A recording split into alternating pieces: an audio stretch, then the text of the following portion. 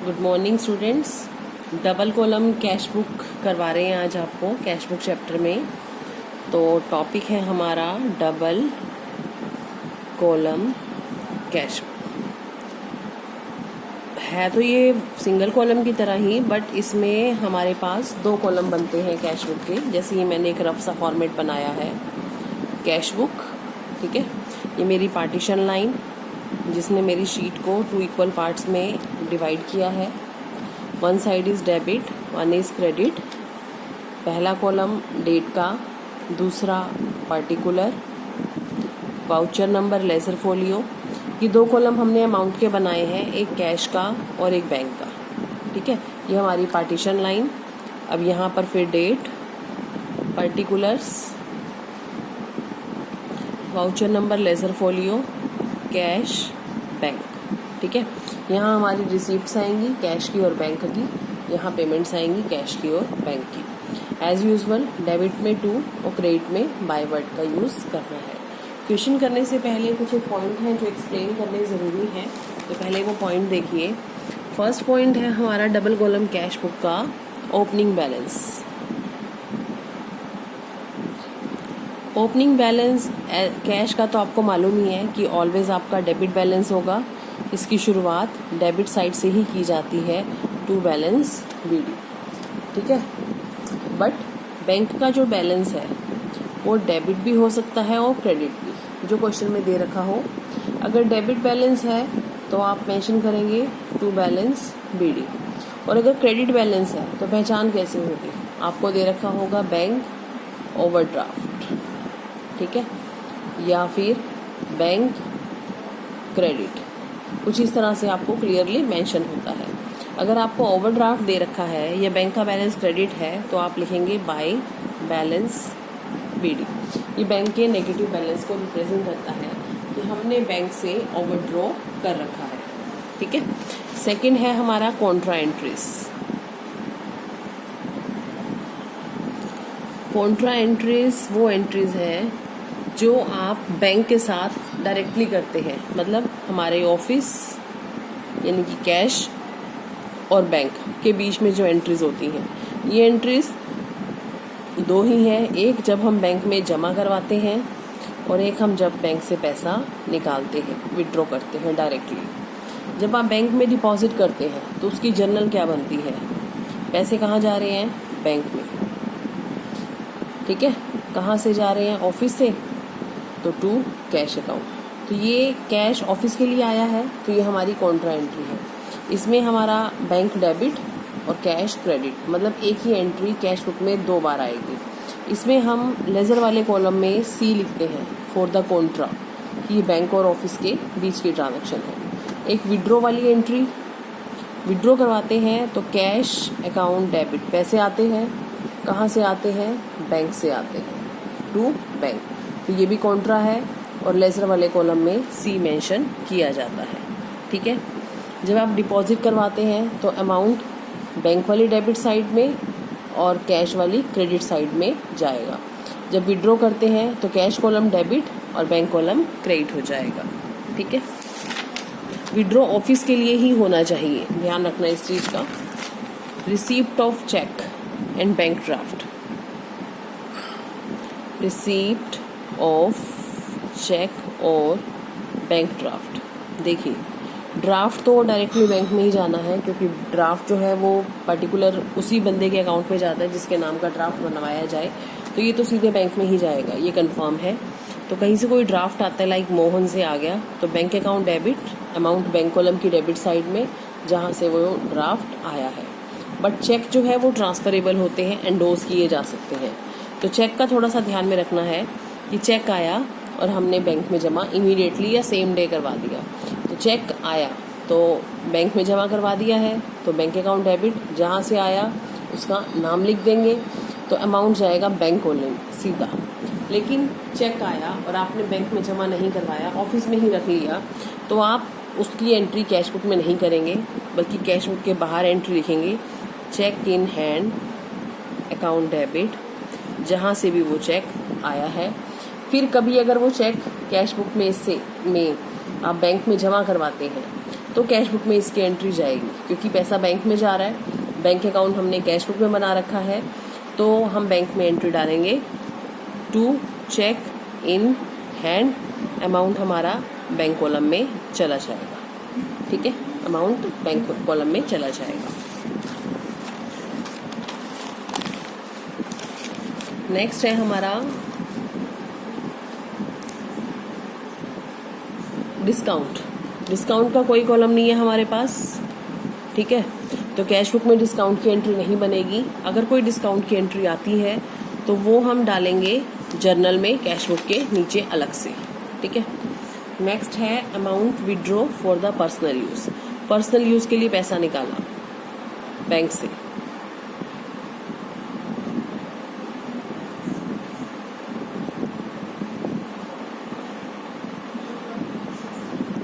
Personal use के लिए पैसा निकाला, तो पैसे तो आ रहे हैं पैसे तो जा रहे हैं बैंक में से। कहाँ जा रहे हैं? घर जा रहे हैं। तो हम कैश बुक में डायरेक्टली एंट्री डालेंगे बाय ड्राइंग्स, और आपके पास कैश और बैंक कॉलम है, अमाउंट बैंक में से जाएगा, क्योंकि कैश में से नहीं जा रहा, बैंक से जा रहा है, तो बैंक में से ही लिखेंगे। नेक्स्ट है एंडोर्समेंट ऑफ चेक।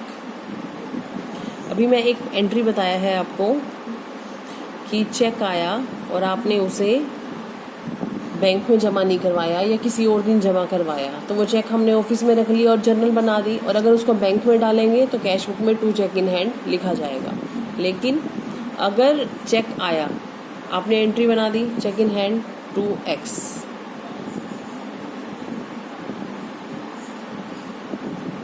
ठीक है, फिर ये चेक मैंने y को एंडोर्स कर दिया, तो y debit to cheque in hand, तो ये एंट्री कैश बुक में जाएगी ही नहीं। कैश बुक के बाहर इसकी जर्नल में ही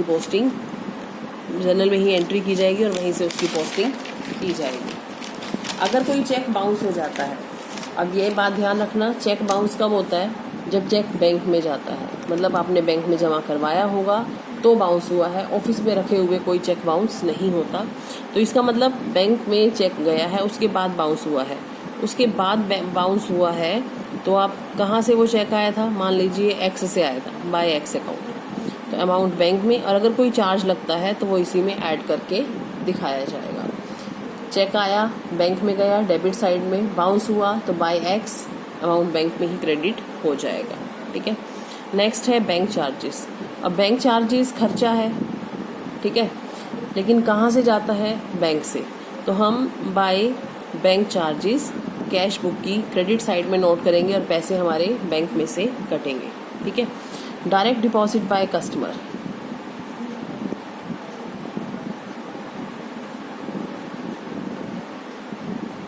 कस्टमर ने डायरेक्टली हमारे खाते में जमा करवाए, ये हमारा कैश बुक हो गया, डेबिट साइड क्रेडिट साइड। मान लेते हैं राम ने पैसे बैंक में डलवा दिए, टू राम, नगद तो नहीं आए, बैंक में आए हैं, तो अमाउंट डेबिट साइड में बैंक में लिखा जाएगा। एक पॉइंट है इंटरेस्ट का।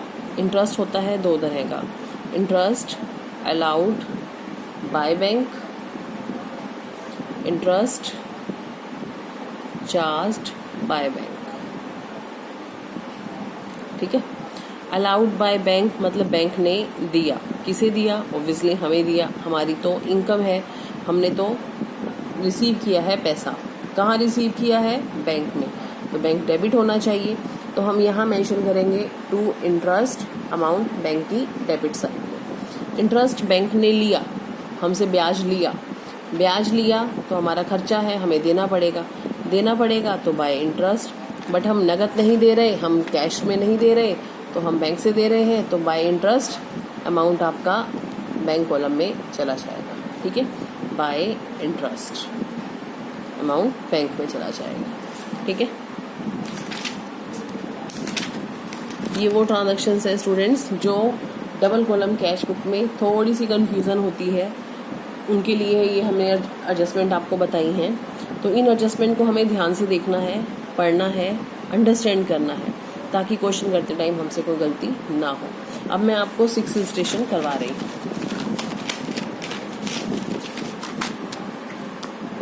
ठीक है, ये जो मैंने फॉर्मेट बनाया है उसी पे करवा रहे हैं 6 इलस्ट्रेशन। फर्स्ट है जनवरी का है ये अकाउंट। 1 जनवरी को बैलेंस दे रखा है cash in hand and cash at bank, debit balance है, टू बैलेंस BD, कैश का है 4000, बैंक का है 12000, ठीक है। सोल्ड गुड्स फॉर कैश 4 तारीख को, टू सेल्स अकाउंट, माल बेचा 13200 का नगद तो कैश में जाएगा। रिसीव्ड फ्रॉम सुरेश 5 तारीख को, टू सुरेश, सुरेश से आए 2500 रुपये कैश की डेबिट साइड में, ठीक है। Received a cheque from Ravi, immediately deposit in bank, to Ravi, और चेक हमने 6400 रुपये का बैंक में भेज दिया तो अमाउंट जाएगा बैंक साइड में। नेक्स्ट है हमारे पास salary paid to office staff, office staff को सैलरी दी है हमने 7 डेट को, तो बाय सैलरी अकाउंट 7600, ये चेक से दी है तो बैंक में से जाएंगे पैसे, ठीक है। Paid Sudhir by cheque, by Sudhir, cheque से पेमेंट हुआ है इसको 5000 का, ठीक है। नेक्स्ट है paid for travelling expense, by travelling expense 1200 रुपये नगद। कैश परचेज, कैश परचेज है तो कैश में से जाएगा, बस थोड़ा सा ध्यान में रखना है कि पेमेंट कैश जा रही है या बैंक में से, बस, और कोई प्रॉब्लम नहीं आएगी। नेक्स्ट है आपका cash deposit in bank, this is very important, Contra entry, bank में जमा करवाए पैसे, कितने 10,000 रुपये, पैसे आ गए बैंक में, ऑफिस में से कम हो जाएंगे, ठीक है। देखिए आप, मैंने रिसीव कर लिए बैंक में और पे कर दिए कैश से। लेज़र वाले कॉलम में हम नोट कर लेंगे कॉन्ट्रा, पैसे बैंक में आए, कहाँ से आए, ऑफिस से, ऑफिस का क्या नाम है, कैश अकाउंट, कैश अकाउंट चलता है ऑफिस का, पैसे गए ऑफिस में से, कहाँ गए, बैंक में, बाय बैंक अकाउंट, ठीक है। ये एंट्री है 16 डेट की। दोनों के सामने कॉन्ट्रा लिखना है, कैश डिपॉजिट और विड्रॉ दोनों साइड में आएंगी, ठीक है।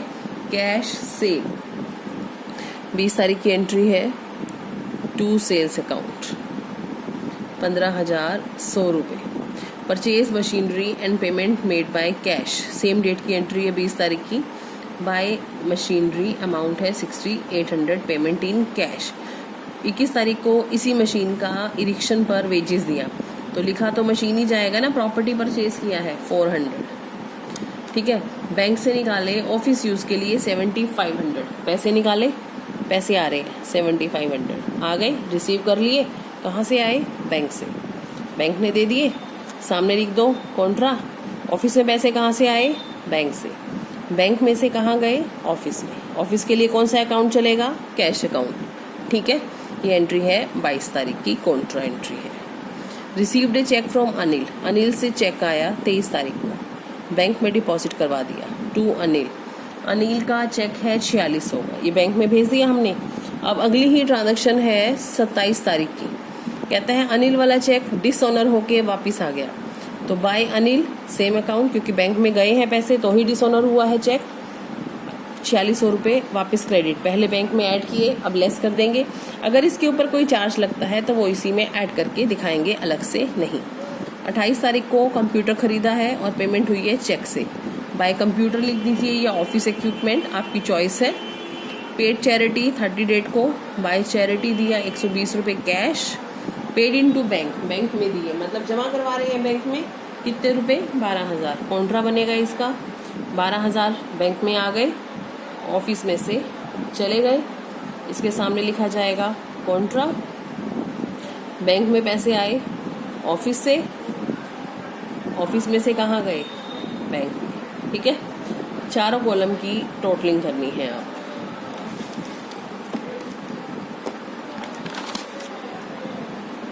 कैश का डेबिट बैलेंस आ रहा है 42,300, ठीक है।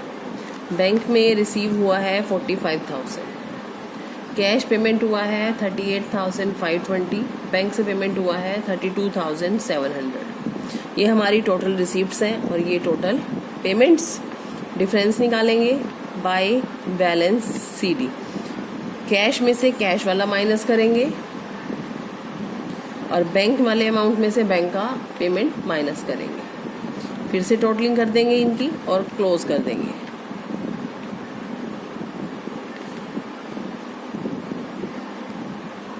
ठीक है। इसकी रीओपनिंग करके दिखाएंगे, जनवरी का था, फरवरी में रीओपनिंग करके दिखाएंगे। सभी क्वेश्चंस में करनी है टू बैलेंस बीडी।